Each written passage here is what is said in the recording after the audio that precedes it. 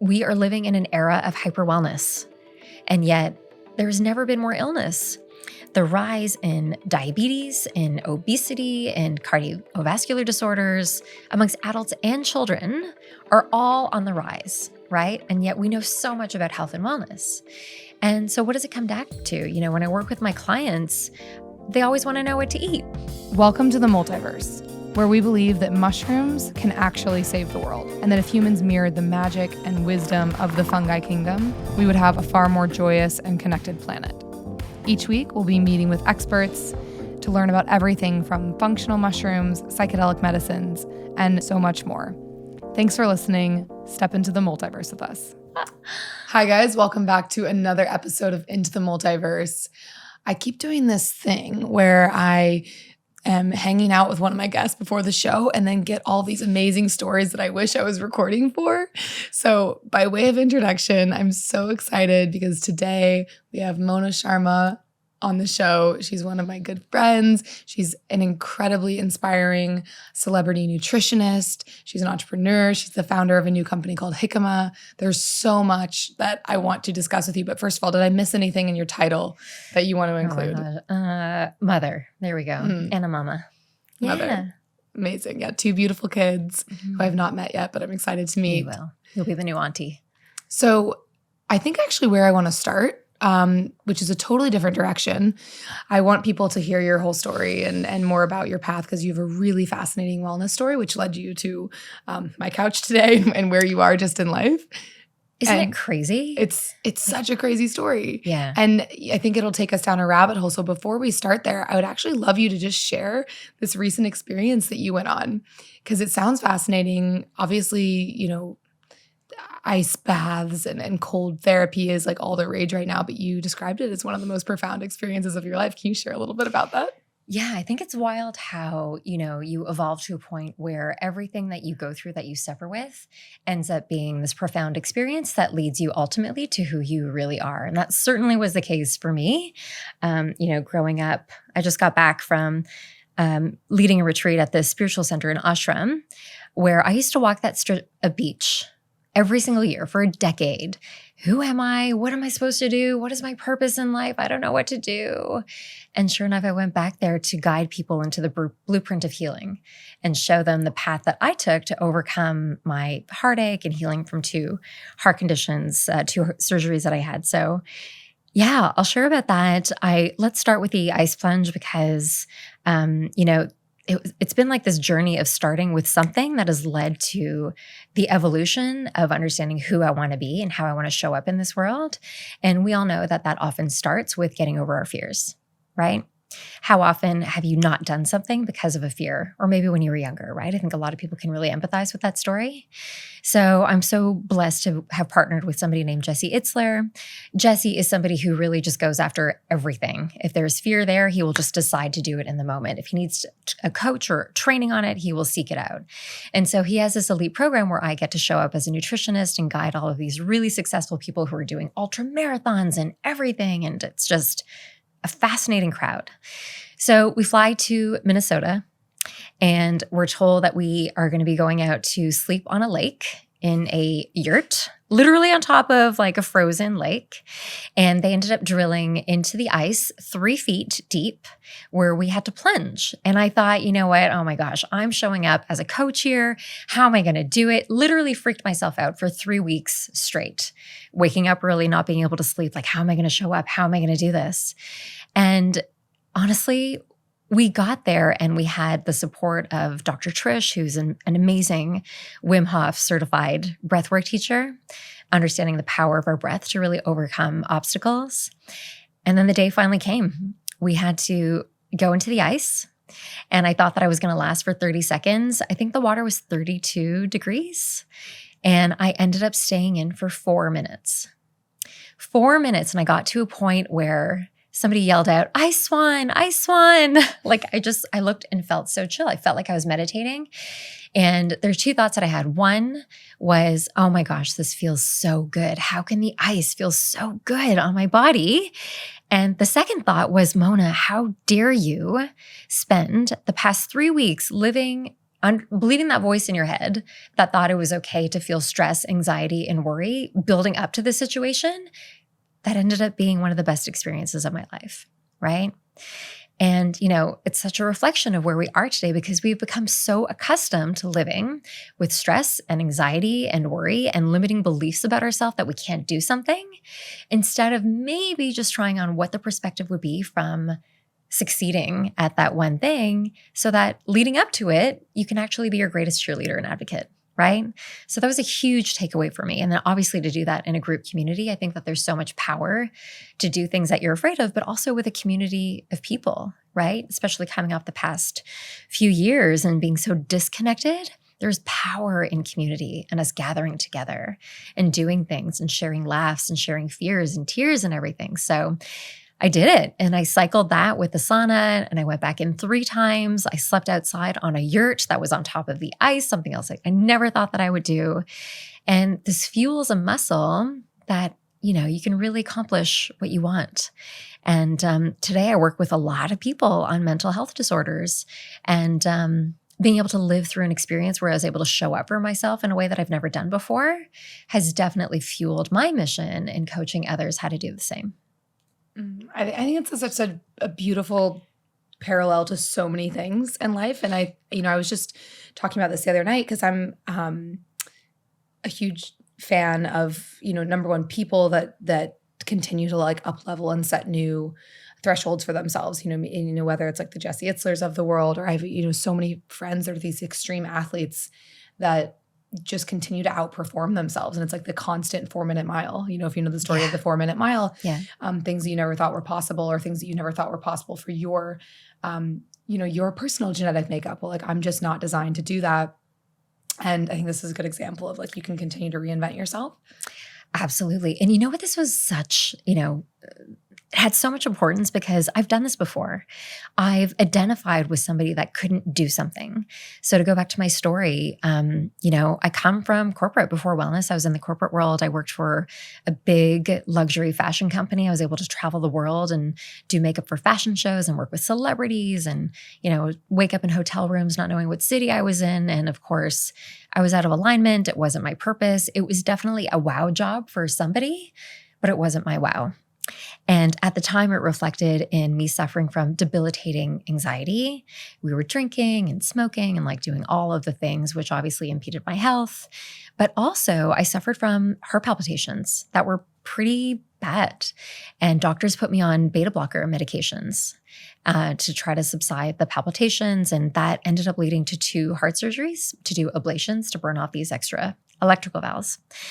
And so in the second surgery, I was awake. You're awake for the whole thing. I was looking at my heart on this massive monitor, and they're poking and prodding and injecting you with adrenaline and all these other stimulants to try to induce these palpitations that I knew only happened when I was moving. And a couple hours into it, they said, okay, we finally found it. All right, let's go through with it. But Mona, if we go through with this ablation, you might have to wear a pacemaker for the rest of your life. And in that moment, I was like, this is not my life. I'm not going to wear a pacemaker for the rest of my life. And I had a flashback of my upbringing because I knew that there was a better way. But here's the thing, like, doctors are trained to take away the problem.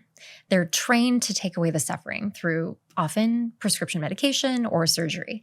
And there's absolutely a time and a place for it. And we are blessed to have doctors, right?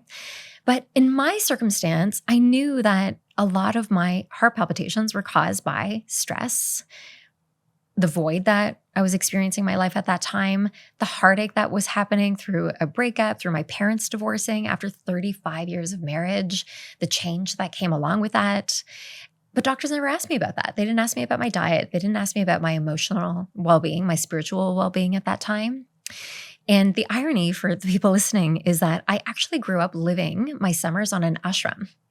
So ashrams are spiritual centers where you go and you practice food as medicine, the power of meditation, the power of yoga, the power of living in nature with other people. And the schedule at an ashram is so strict that everything throughout the day is designed to help you shut down all of the busy running tabs that are constantly running in our mind so that you can attune to yourself and your well-being.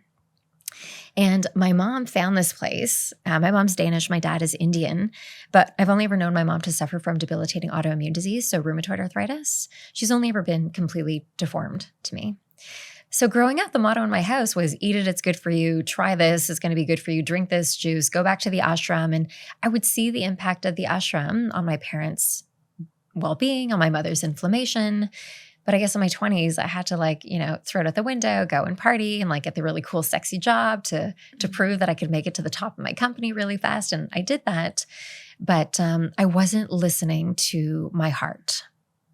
I wasn't following my passion or my purpose, a lot of lack of self-belief at that time. And you can see how that would manifest as pain, right? This idea of the body keeps score, right? Or emotional trauma is stored within the body. And we've all certainly had our share of that. I definitely did growing up. So the irony of me being on that surgery table and then remembering the ashram. And so I said no to the second surgery, to that ablation. And I went back to my roots. I went back to the ashram and I became a yoga teacher. I became a meditation teacher. I became a holistic nutritionist, not knowing that I was ever going to pursue it professionally, really just for my own healing. And all of a sudden I started teaching yoga to people, and people would hire me to get into a headstand and a back bend and to get a six pack and do all the things. But then I noticed people would start to stay with me because I got them in touch with who they were. I supported them in turning down the noise in their mind so that they felt a moment of peace. And that over time, if we practice that together, that's something that they could actually feel every day out in the world, amongst the busyness, amongst the chaos. And so I really realized the power that comes from the ashram and these ancient rituals that are resurfacing today, especially at a time when we need it most. And I've never looked back. It's such an amazing story. And I remember the first time we met, you shared this with me. And it's funny because for someone who would meet you today, it's hard to believe that you weren't always like this. And, there's so many directions we could go with what you just shared. But I think, to start, we were kind of discussing this before we started recording, but the most intense and severe things in our life often lead us to the best things. And so whether that's a personal rock bottom, the worst relationship traumas you've gone through, the worst health trauma specifically, like most people I know in the health and wellness space, that really are passionate about it and really made their career out of it, actually were totally on the other side of the spectrum. And you've gone through this, amazing health journey. And I guess, what I'd love to know is, my perception of you is you just have one of the most genuine demeanors. You have such a calming, beautiful presence. Did that come with this, this journey with food and with movement and with yoga and meditation, spirituality, all of these things? Or have you always been this way and then your health kind of impeded that? I'm just curious on your spirituality part and has that evolved or has that always been with you? This has been so interesting lately. Now more than ever, I say within the past 1-2 years, I've been receiving that compliment so often. And it just brings my heart so much joy. Because I do this exercise with people where I often try to get them to remember themselves as a child, what their energy was like, what their spirit was like. And I was never one of those kids that was really outgoing. I was always kind of super chill to myself. Being by myself was always something I was very comfortable with and really just mellow and really empathetic. I remember watching a lot of other people with disabilities and I would always want to learn more or be like them or help them or be their friend. And then I think I got lost. And in getting lost, growing up, my safety or sense of well-being became pretending to be like someone else, having their success, looking like them. Being half Indian and half Danish, I never fit in, right? So it was always well, how do I fit into that crowd? What do I need to do to get into there? What does success look like if I'm not going to be a doctor or a lawyer with my Indian side of the family, right? And so yeah, I think I definitely lost myself and I lost that cool. And when I was sick, I'll never forget meeting with this intuitive woman who said, yeah, you seem really calm on the outside, but why are you a ticking time bomb on the inside? And she saw me in that moment. I was a ticking effing time bomb inside. And if you think about your heart, your energetic center just going on overdrive, right? We're not happy, listen in, tune in. I was nope, medication, nope, alcohol, no anything else to kind of self-soothe instead of doing the work and uncovering why I was masking being myself ultimately, why I wasn't happy. And so to be in this line of work and really to be acknowledged for this calming demeanor that I have really was imprinted since I was little. My dad tells me stories that my mom was living on the ashram when she was pregnant with me. And he says that the vibration has always stayed with me. And I really feel that whenever I go back to the ashram, I feel like I'm going home. And it's just that sense of peace that you feel. Not after day 1 or day 2, but when you get into the groove of honoring your own constitution through food and mindfulness and movement, it's like you can really get in touch with who you really are, right? And a lot of well-being today, I say this all the time, we are living in an era of hyper wellness, and yet there's never been more illness. The rise in diabetes, in obesity, and cardiovascular disorders amongst adults and children are all on the rise, right? And yet we know so much about health and wellness. And so what does it come back to? When I work with my clients, they always want to know what to eat. Tell me, what's the diet? What's the perfect diet, Mona? Tell me what to eat so that I can get healthy. And everybody knows what to eat. Like if I put 2 plates of food in front of somebody, and one was like a burger and fries, another one was a beautiful array of roasted veggies and some protein and color and stuff like that, they would know what to eat. So it comes down to, why aren't we making those choices for ourselves? Mm-hmm. What's stopping us from choosing the things that we know will fuel every single part of our wellness? And that comes down to our mindset. In the same way that my health suffered because of the thoughts that I was having, the actions that I was taking because of what was happening in my mind, when I do my first call with my clients, and I don't give them the diet in the first call, often there's a lot of tears. Why aren't you choosing yourself? Why are you unhappy? Why are you suffering from these imbalances? When did the weight start to come on? What was happening in your life when you were given the antidepressant, for example, right? And more often than not, the stories will all lead back to moments or memories of being a child where they didn't feel safe, or when their sense of freedom was taken away from them, right? And it's trauma. So yeah, food is information. It will definitely help us heal. But until we can align with a vibration and the mindset where we can go out into the world and make the best decision for ourselves, like really moving ourselves to the number 1 position in our priority list, which in society we're not told to do, right? That's when deep healing can take place. And that's when you inspire other people to go and do the exact same thing. Dr. Mary Pardee and I just recorded a podcast on trauma and how it shows up in the body. Yeah. And very aligned with everything you're saying. And it's really interesting because a lot of people don't think that they have trauma. I myself was like, one of those people. I'm like, I had the best childhood. I had such a great experience as a child. Like those are all happy memories. But she go listen to that podcast because she explains it so beautifully. But listening to the statistics and the studies that are now coming out around trauma, and obviously psychedelics are putting a massive spotlight on that, which I want to talk about, and we'll put a pin in to come back to that in a second. But I asked her, like, how much of disease is like not trauma, and outside of it being an acute or a specific instance where you're physically injured because you get hit by something or you get hit by a vehicle, whatever ends up being, the chronic issues we all have tend to come back to your mind. And that feels frustrating for some people. Like, on one hand, it's empowering because, it's like Joe Dispenza's work, if anyone's familiar with that. Absolutely. It's like you can heal yourself with your mind. You can make yourself sick with your mind. And that's empowering and also scary at the same time, because that means there's not a pill to fix it. Absolutely. And in this like pill-driven society, it's very interesting. And even psychedelics, so, they're still not the pill to fix it. Mm-hmm. They're experiential substances. So when you take a psychedelic, you go through an experience to uncover trauma, and often that often is the case. And then you can go into that experience, figure out where that emotion is stored in your body, which isn't the sciencey way to put it, but I'm just curious, like, how much of your clients' experience is psychosomatic versus diet? Yeah, and I love that you brought that up because it doesn't mean that you've had necessarily trauma when you're younger. For all of us, that's not always the case. But in Ayurveda, we often call this accumulation, right? We don't all of a sudden wake up with cancer one day. We don't all of a sudden wake up with rheumatoid arthritis or an autoimmune disease.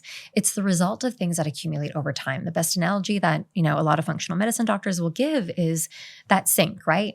There's a clog, you let the clog run a little long, all of a sudden it's too long, and then everything gets backed up, right? And healing goes the exact same way. It's moments when we were younger. It's, the parents who might have been feeding us too many toxic foods, or in Ayurveda, we say that we digest with all of our senses. It's not only what we eat, it's what we smell, it's what we watch, it's what we listen to, and it's what we feel. So what are you digesting? What have you been digesting since you were born? And over time, this could lead to the inflammation that causes dis-ease or disease within the body.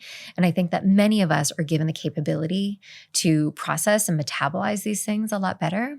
But, add in too much stress, a job you don't like, too many toxic food, then all of a sudden you're completely out of balance, right?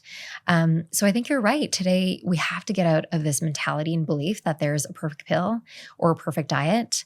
I will always say to my clients, your perfect diet should be as unique as your thumbprint. You are unlike anybody else on this planet. So how could the same diet work for all of us, right? And just look at your life and what you're digesting. And then maybe try to mimic these rituals from the ashram. So there's a difference between a habit and a ritual. A habit is something that you can start and then stop, right? We can all start a new habit, but then do we keep it? Maybe not. A ritual is something that is as common as brushing your teeth. You would never leave the house without brushing your teeth.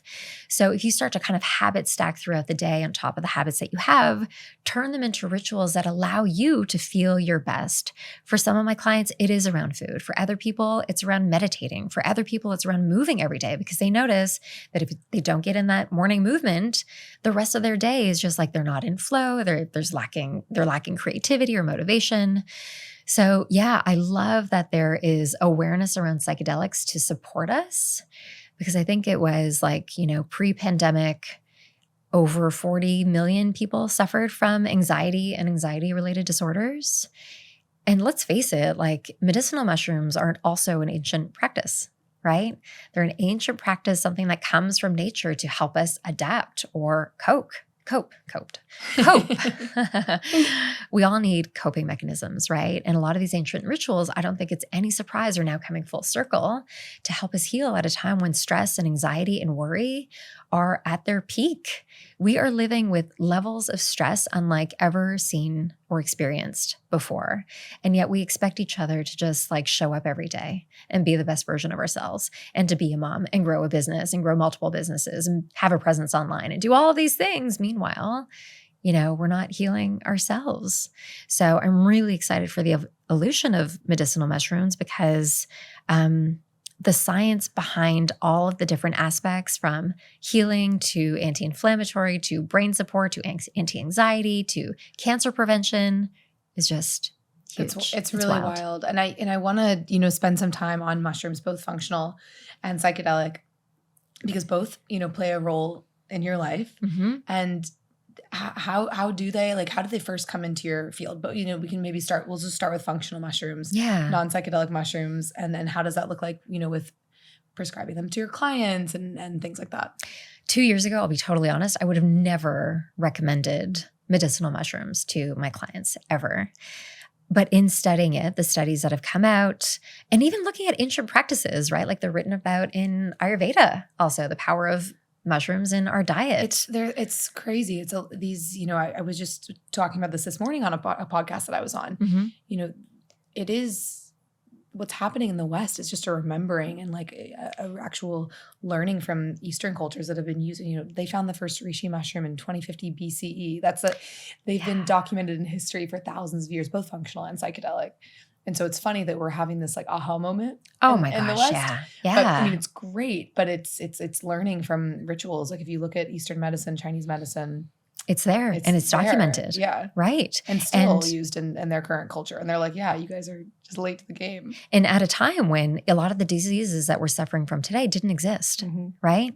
And so now the science is really understanding and speaking to the fact that we are all living, breathing, walking ecosystems. We have an ecosystem within us with trillions of different types of cells, right? And the world of mushrooms is also its own ecosystem that has evolved to, to stay ahead of the damage of the earth, right? And yet this evolution is now recognizing that we can be an ecosystem within the universe together and how we can support each other. And like Ayurveda, I think it's turning back to trusting nature. I'll never forget, I went to this spice plantation in Goa in India. And there was a woman's t-shirt there. This would have been like 15 years ago, but it just said, "In nature, we trust." And it was run by women, and they were growing spices and teas, and they were also growing mushrooms. And they were mixing their mushrooms with adaptogens. And I thought that, well, this is really strange. Like, what are they doing in India? Like, what are mushrooms here with ashwagandha? Ashwagandha, rhodiola, these spices that are commonly grown on balconies in India, my aunties and stuff like that they would use in their teas. Now we're adding them as adaptogens into smoothies and teas and creams and body products and you name it, right?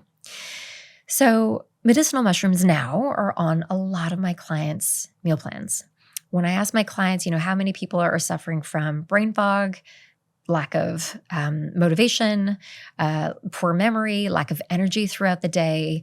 All signs are leading back to one strain of mushrooms that can support them, right? People overcoming cancer and the fact that there's strains of mushrooms that can actually boost natural killer cells within the body to help the body fight disease. There's been so many amazing studies. So many incredible turkey tail, and it's just the beginning. I mean, the studies need to happen more, but it's wild what they're finding. And these are all things that are found at our grocery store, right? And if there's one message that my clients can take away is that our healthcare must start in our kitchens. It's the first place to go. Your spice cabinet is your pharmacy, right? Look for anti-inflammatory, incredible phytonutrients, anti-inflammatories within your spice rack and use them. Same goes for mushrooms. Have a variety of mushrooms in your diet every single week. Now, when this turns to, more on the psychedelic side. Yeah, I'm super curious. Like, how did psychedelics first come into your world? Is it like a later in life thing, or did you use them as a teenager? No, not at all as a teenager. Definitely later in my life. And it took me understanding from an Ayurvedic practitioner that I know who also grows her own mushrooms and mixes them with adaptogens here, where I was like, you know what? Yoga's got to be the way. Like mindfulness has to be the way. If I'm suffering from anxiety based on my healing history and suffering from anxiety and depression, I turn my health around without it. So that's got to be the way, right? Instead of understanding, no, like there's actual support out there that can lift the veil of stress so that you can show up more powerfully as yourself every single day. And so again, diving deep into the science, looking into the feedback of other doctors and studies that are published out there for all of us to really understand is the value of using these psychedelics at a microdose to empower our day, right? So during the pandemic for me, it was just too much on every single layer, from launching a business, being away from family, disconnection from friends and family, the state of the world, and being empathetic to all of that was just way too much. And so I started microdosing. And the feeling for me was ultimately that I was able to show up as the version of myself free of the veil that anxiety was casting over my dreams, over my goals, and how I could show up in life. Like I really know and I'm clear on what my purpose is. And when I can't show up in a certain way, I feel like I'm not living in service and I'm not showing up as the friend or the mother or the wife or the sister that I'm supposed to be. So I really did seek medicinal support from using microdosing as a form of therapy. And of course, understanding, I can still go about my day. I can still drive a car. I can still be present. I can still give a presentation. But it literally feels like a weight or a veil has been lifted. That's massive. And, I'm really passionate specifically about microdosing and a lot of things that we're working on and what I spend my time thinking about and looking at in the legalization space is what is the future of psilocybin consumer products, because microdosing, psilocybin and all psychedelics are still Schedule I. And that's such a powerful story that you just shared. And so, there's very limited studies around microdosing for the, part, just being the nature that they are illegal. And it's exciting to see the traction that's happening in this space. But I think what's actually going to move the needle is people that have achieved a lot that people look up to, like yourself, coming out and sharing how they've impacted their lives, because it gives people permission to, like, if they resonate with your avatar, just as, people look to you for nutrition advice. The mind is the foundation. And and it has to be a multifaceted approach, right? Like, there's a crisis happening with opioid overuse, right? And that depletes the body, where there's challenges in getting people off of opioids. And, there's no new, neural pathways that are created from using opioids. It's tricking yourself into believing. It's tricking your body and your mind into believing that everything's okay. And the second it fades, you're back to ground zero, right?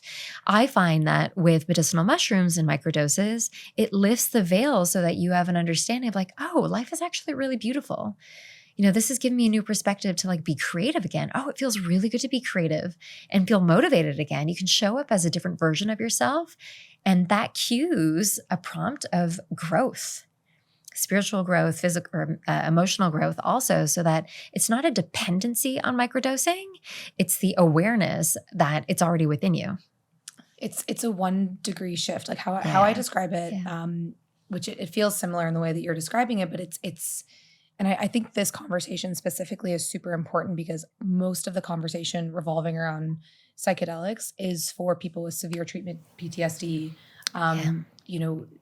severe eating disorders, opioid addiction, alcoholism. There's so many. I was just reading the list of all the clinical trials this morning that are underway with psychedelics. That's everything from LSD to MDMA to psilocybin. And the variety of treatments is amazing what they're studying. But those are the clinical outcomes. And then there's the non-clinical outcomes: athletic performance, flow, creativity, all of these things. And microdosing, for me, why it's made such a profound impact on my life, coupled with functional mushrooms, right? When used together, mind-blowing how powerful they can be. And it's been this 1 degree shift where I'm able to actually live pattern interrupt myself, because you're slightly neuroplastic. When you take, a microdose of psilocybin or another psychedelic, so your brain is in this slightly neuroplastic state. And so you're able to actually, feel more awake in your life, interrupt yourself where you would, catch yourself where you're about to, like, continue a habit that is not healthy for you, design rituals that you're actually able to keep and excited about keeping.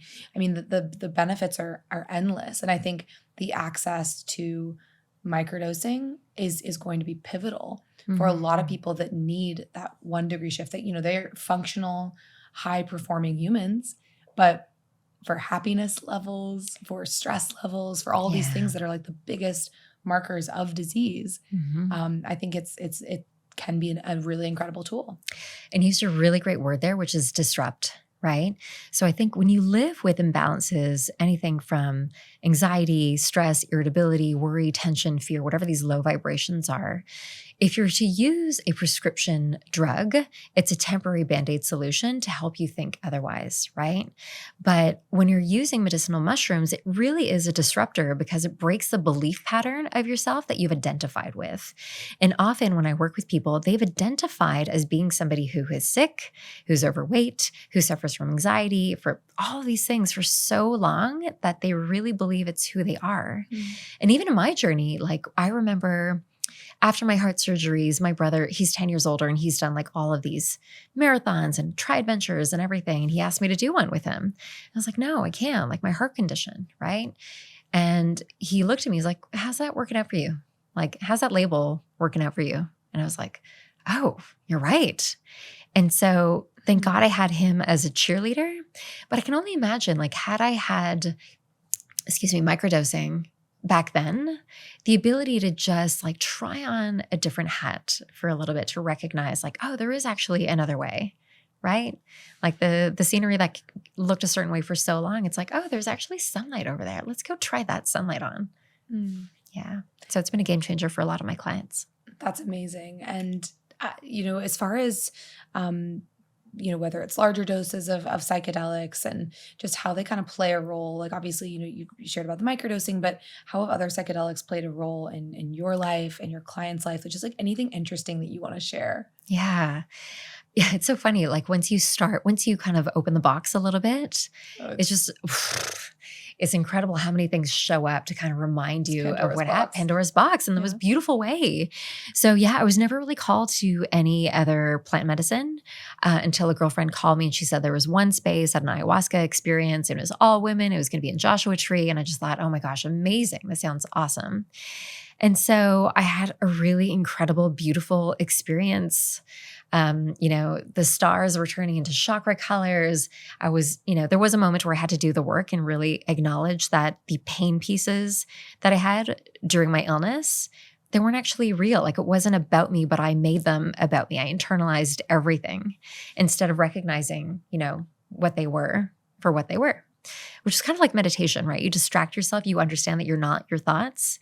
So it was really interesting to see plant medicine work in the exact same way. It's like, no, that's not you. And so once I realized that and kind of purged that a little bit, I instantly understood like, oh my gosh, I'm a healer. We can heal ourselves. And it sounds crazy to people who haven't experienced plant medicine. I get that.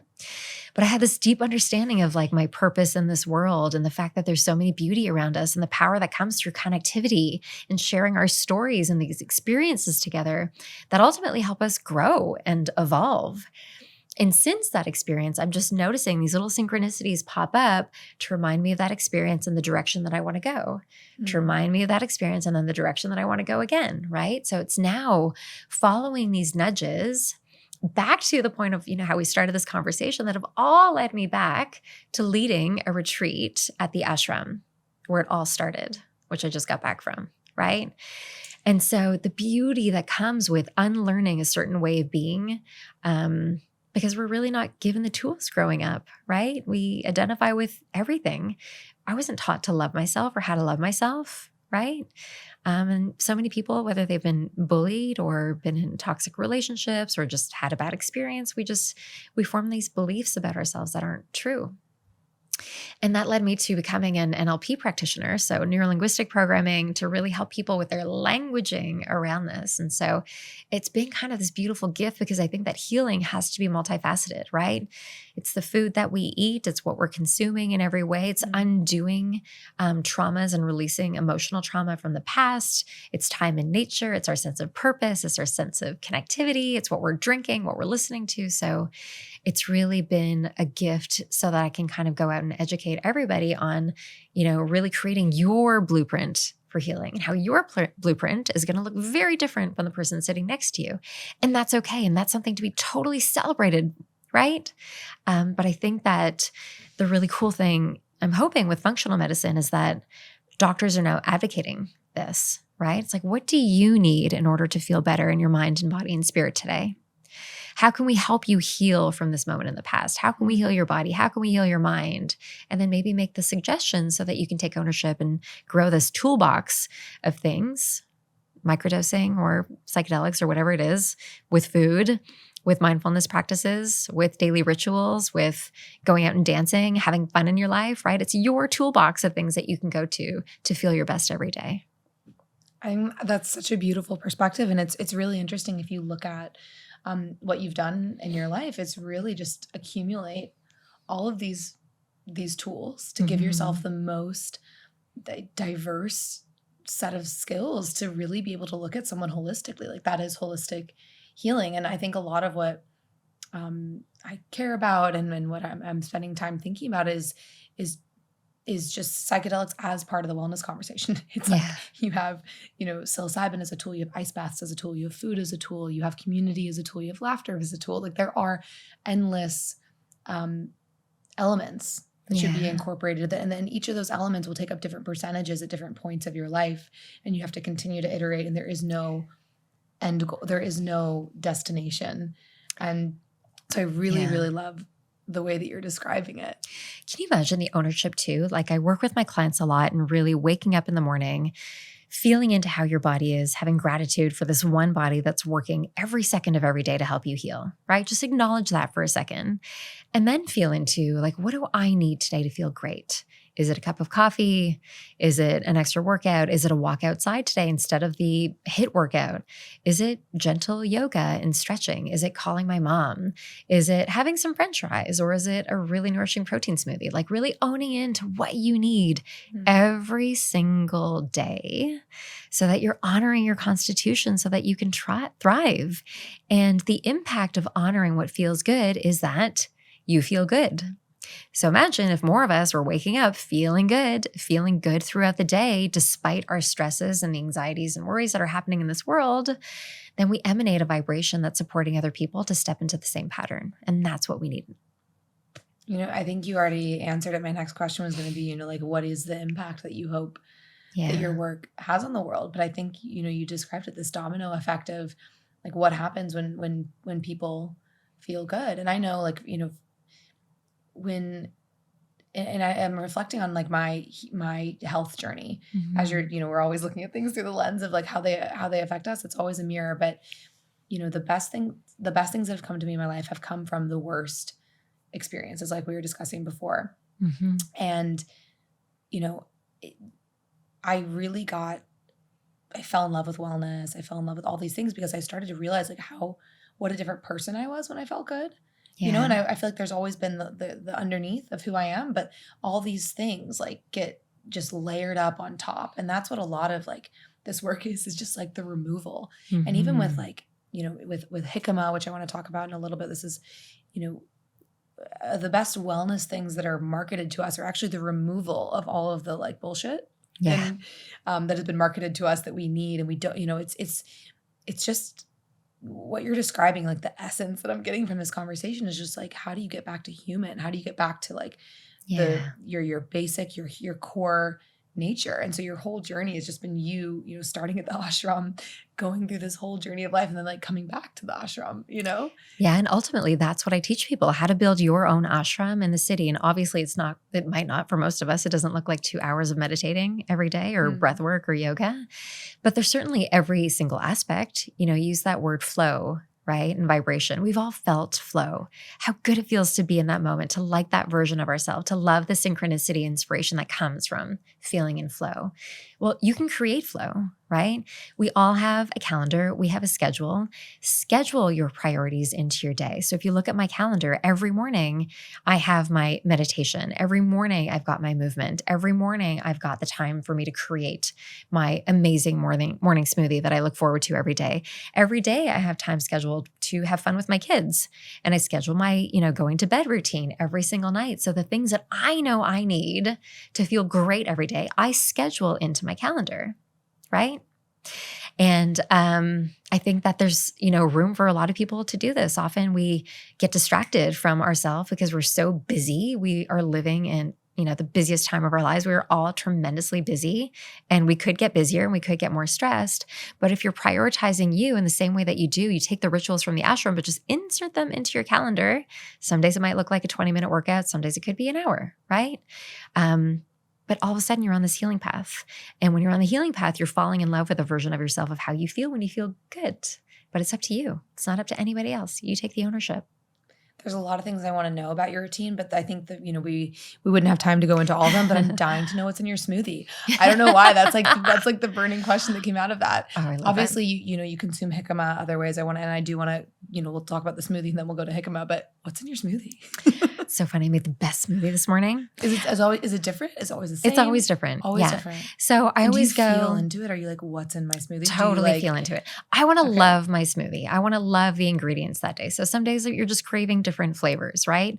So I'll always have a greens. So whether it's spinach or chard or celery in my smoothie, an amazing protein powder like Four Sigmatic, who I absolutely love because there's adaptogens in it. And they have I think 10 mushrooms in there. 10 mushrooms that are in there, which I love. Powder, yeah. Exactly. And they taste really good and they blend really easily. Shout out to them. Yeah. And then a good quality fat. So the good quality fat is probably going to be like hemp seeds, chia seeds, flax meal, maybe some avocado. And then I've got my cupboard of adaptogens, right? So maybe some mushroom powders that are there. I've got a great turmeric powder, a collagen support, rose chai, what else? Spirulina, just a bunch of different adaptogens to make it a little bit more fun. Bee pollen was in my smoothie this morning with some frozen dark cherries that made it really yummy. Yeah, they're not always the prettiest. So they could be this like really crazy color brown or green, but they always taste really good. The protein powder always makes it taste good. Protein powder Totally. and a little bit of fruit. Yeah. Okay, amazing. I had to know that. I wasn't gonna be able to sleep without that. Okay, so I do want to talk about Xicama because it is something that you've been working so hard on, and I've seen, the latter part of the evolution of it. Can you share what Xicama is, why you created it, and what the intention of it is? So talking about gut health has been part of my DNA since I was a little girl. My mom was following great functional medicine doctors for a long time. So she intuitively knew that a lot of her issues came from her gut. So growing up, that Eat It, It's Good For You came with a lot of gut support products. And she would talk to us about the power of prebiotics from a really young age. So naturally, when I became a nutritionist, I focused on prebiotic foods. Prebiotics are kind of like the food that feeds the probiotics, the good bacteria in your gut. So I say feed your flora every day. Feed the flora with food. Forget about supplementing, just start with food. And Xicama was one of the ingredients on my clients' meal plans. It's a perfect swap for things like crackers and cookies and chips. Mix it with some hummus. It's crunchy. It's like a cross between a potato and an apple, so it's a little bit sweet. And I was pregnant with my daughter, and we were eating Xicama as we do. And my husband said, "This tastes really good as a juice or something." He probably referred to a cocktail, but we went back home, we threw it through a juicer, and it tasted really yummy, kind of like a watermelon juice. We went online, we saw nobody was really doing anything with Xicama, but there's lots of stories, specifically from like the Latino community around, my mom used to give it to me for a sore belly, or my grandmother used to use it on her skin because it's also really high in vitamin C. So we kept the conversation going and ended up partnering with these mixologists who happened to be juicing Xicama the exact same day and formulated 3 amazing flavors of prebiotic sparkling water flavors. And a couple weeks later, they called to see if we wanted to be at Coachella. So we hit the ground running. My husband slept on the co-packer floor to make it happen. We ended up launching at Coachella 2019. So you launched in 3 weeks.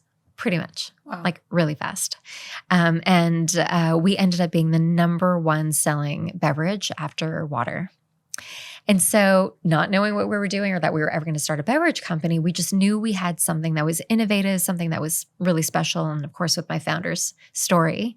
And we were on this rise. We were going to launch direct to, hospitality and stuff like that. And then the pandemic happened, but it's kind of a blessing in disguise because we could really figure out everything from the foundation up so that we knew exactly what we were doing in this world.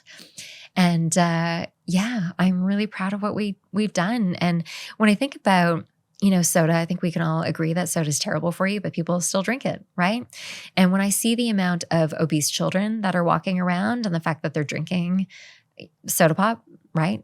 Coca-Cola and stuff like that, then my gosh, what if I could give them something that was healthier, that still tasted really great, but would also support their gut health and their brain function and all that. And so the big dream is to eventually move in that direction. We're more than just a beverage company. We are a brand.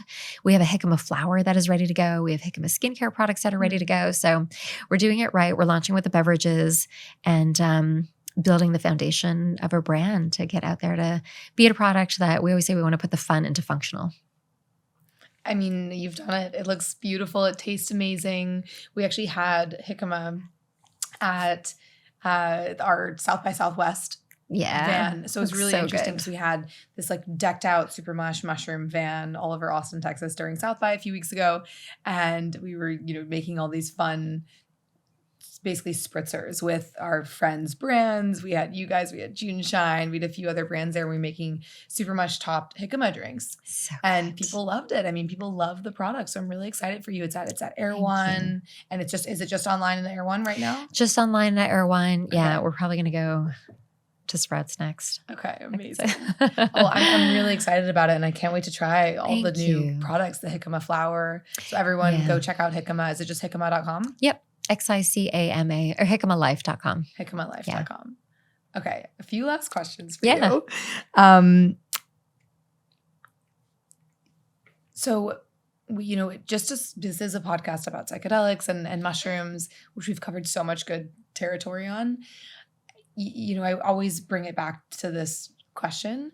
If you had to say, what is the most important lesson that psychedelics have taught you? We'll specifically go with mushrooms. Yeah. Oh gosh, the greatest lesson that keeps coming up over and over again is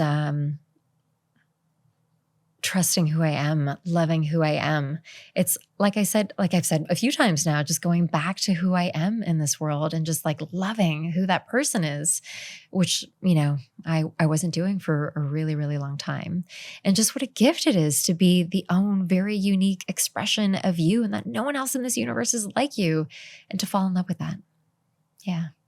That's beautiful. I had a friend last night who was sharing about a psychedelic experience that he had, and he said his main takeaway was that you are a gift to this world. And that meant so much more than just that sentence, but the uniqueness of everyone is really important. And I think that, as I've looked at like my own journey with psychedelics, a lot of what the takeaways are is really just having a reverence for the things that make us different and unique. And, to bring it full circle, just a deep gratitude for all of the quote worst things that have happened to me, because they've taught me the greatest lessons. They're why I'm, here on my couch with you. And it's always, there's always a lesson in everything that happens to us.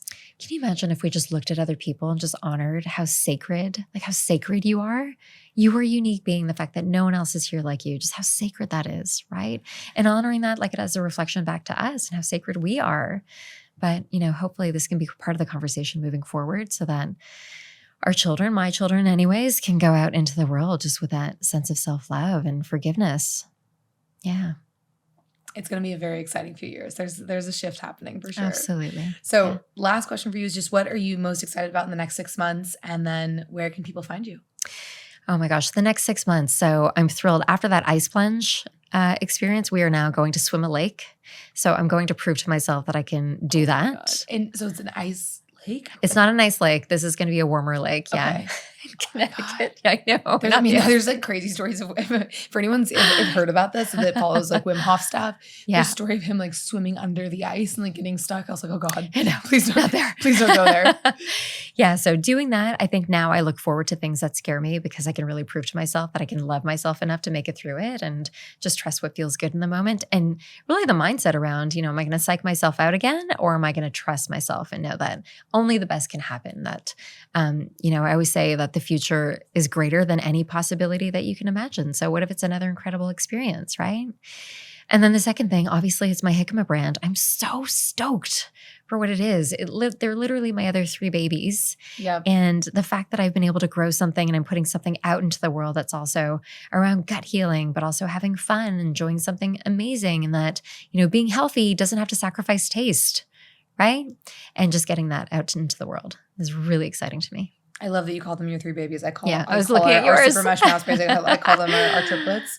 Totally. And it's great because I am a triplet. So, it's very nostalgic. So our triplets can hang out on the shelves at Air One and all the things. Well, I'm so excited for people to hear this conversation. Me too. Because you have such a beautiful story and perspective on everything. And I just love that I got to hang out with you for an hour. And I can't wait to continue to support you on your journey however I can. It is such a gift to know you. You have just blown me away since the day I met you. I'm so grateful. I'm excited for you and everything that you're growing. You are a gift. Thank you. Thank you. Thank you so much. Thanks for coming on. Yay. Yay. Thanks for diving into the multiverse with us. If you're interested in being a future guest on the show, sponsorship, partnership, or you're just mushroom curious, we're always looking to expand our mycelium network. Find us on Instagram at Multiverse or online at yourmultiverse.com. See you next week.